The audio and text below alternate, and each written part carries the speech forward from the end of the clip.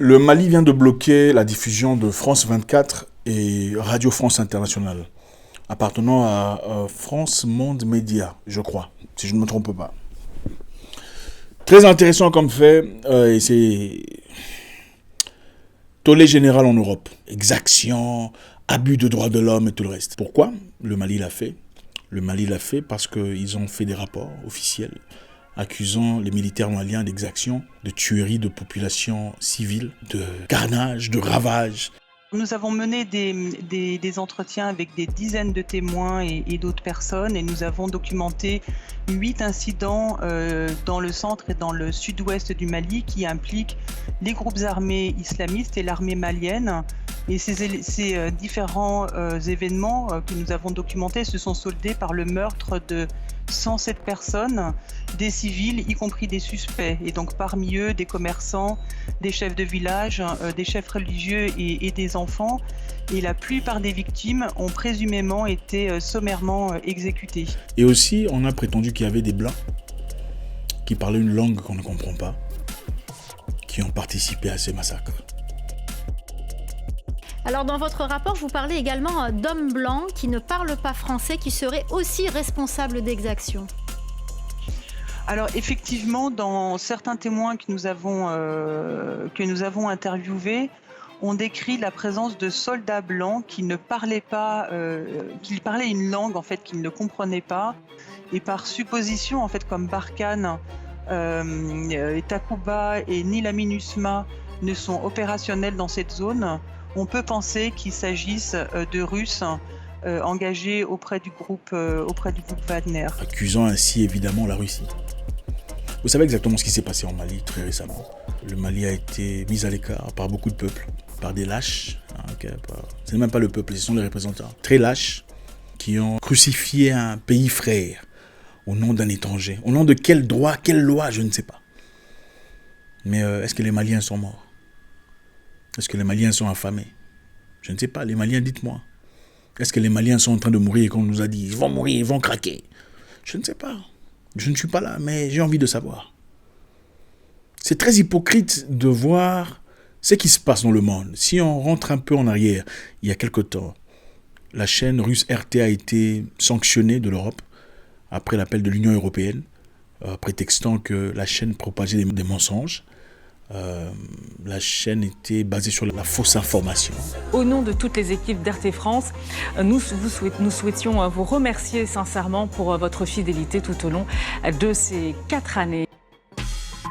D'après eux, qui est juge, qui en effet décide quelle est la bonne information ou quoi. Et ça nous pousse à réfléchir encore une fois, comme je le disais précédemment. L'histoire est-elle vraiment vraie? L'histoire qu'on nous apprend aujourd'hui sur nous-mêmes, l'histoire sur l'Afrique, l'histoire sur nos pays, même l'histoire de l'Europe, ou l'histoire de l'avenir et tout le reste. Ce n'est pas vrai.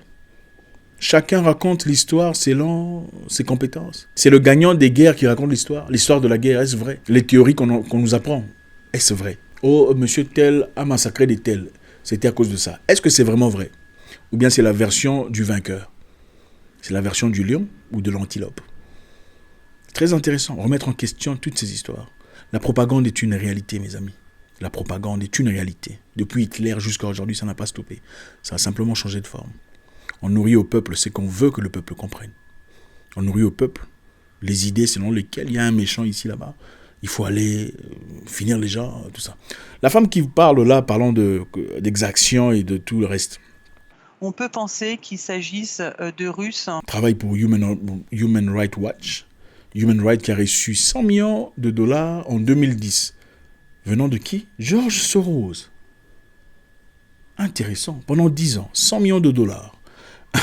Ça me fait rire parce que justement là c'est un peu comme la CPI. La CPI qui curieusement ne condamnait que les Africains et les Européens de l'Est. Pourquoi Blair n'est pas passé par la CPI? Si c'est sérieusement pour le droit des humains. Attendez, avec tout ce qui s'est passé en Irak, plus de combien, je ne sais même plus combien le nombre de gens qui sont morts. Je ne veux pas massacrer ça ou faire d'erreur. Au nom de quoi? Des missiles et des explosifs qui n'ont jamais existé. Pourquoi l'autre Américain n'est jamais passé par la CPI? Au fait, d'ailleurs, il y a un grand pays que tout le monde connaît qui a complètement refusé de faire partie de la CPI. Mais ils ont quand même sponsorisé. Ils sont les plus grands sponsors de la CPI. À quoi ça sert? C'est-à-dire nous vivons dans un monde où la raison du plus fort est la meilleure. Autant on veut vous parler de démocratie, la démocratie adaptée aux gagnants et aux riches. Évidemment, dans l'objectif de protéger les biens et les avantages des riches. Regardez tous les présidents qui sont décédés récemment ou qui sont tombés. Tous les pays qui ont eu des problèmes. C'est parce qu'ils étaient contre quelque chose qui bénéficiait de grandes organisations. C'est ça la réalité. C'est ça la réalité. Et quand vous posez ces questions, on vous traite de quoi ? Théoriste de complot, n'est-ce pas ? Beaucoup de gens disent théorie du complot, mais ne comprennent même pas l'origine de ce terme théorie du complot. Théorie du complot, complotiste, ça a commencé aux États-Unis. C'est la CIA, c'est un terme inventé par la CIA dans les années 60, juste après la mort de Kennedy, pour discréditer toute personne qui avait des idées parallèles aux idées générales. Donc toute personne qui posait des questions pertinentes sur cette histoire, sur comment il est mort, tout ça, tout le reste, était traité de complotistes. Les complotistes qui, curieusement, font usage de leurs cellules cérébrales. C'est important, c'est vrai, on peut aller dans les extrêmes, mais est-ce que le fait d'aller dans les extrêmes dans le complotisme veut dire que tout ce qu'on nous dit, c'est des mensonges ? Absolument pas. Je pense qu'il faut avoir un niveau de balance, d'équilibre. L'histoire nous est racontée par les gagnants, par celui qui raconte. Chacun présente sa version. Voilà pourquoi même au tribunal, vous avez l'accusé et l'accusateur. C'est bizarre, c'est bizarre. Quelle hypocrisie. Il y a quelque temps, la RT, la chaîne nationale russe, a été stoppée, bloquée de l'Union européenne. L'Union européenne qui l'accuse de quoi ? De mensonges, de fausses informations.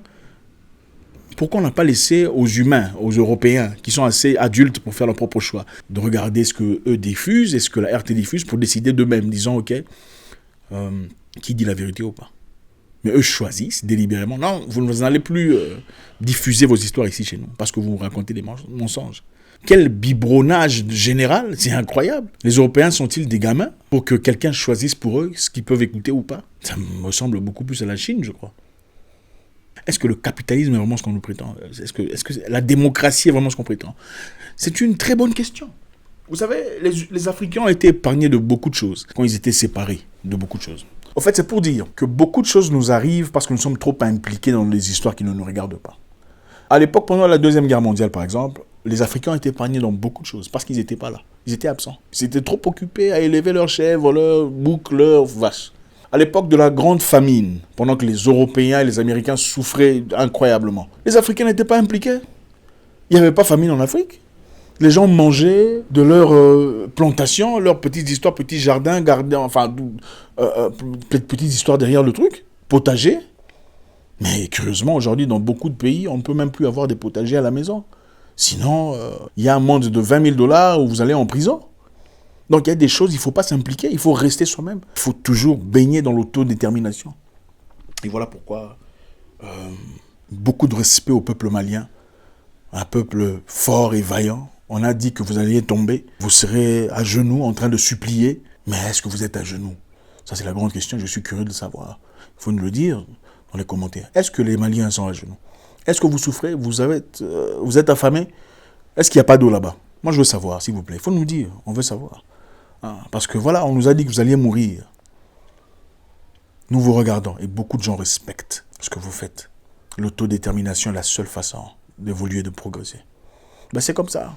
On change l'information pour alimenter ce qu'on veut. Toutes ces histoires, toutes ces organisations sont sponsorisées. Comme on dit en anglais, regardez d'où vient l'argent. Qui donne l'argent ? C'est lui qui décide. Et encore une fois, comprenez, la liberté a un prix. La liberté n'est jamais gratuite. On ne vous donne jamais la liberté. Une personne forte qui domine sur vous ne vous laissera jamais partir pour rien. Impossible. Il faut lutter, il faut résister. Impossible.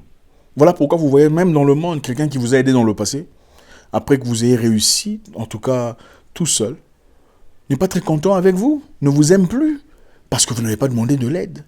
Il y a des gens qui veulent vous montrer comment vivre votre vie. Et à partir du moment où vous décidez de ne plus vivre votre vie en accord avec leurs attentes, vous devenez le numéro 1. La résistance est difficile, mais ça fait partie des éléments essentiels, inéluctables, pour un avenir meilleur.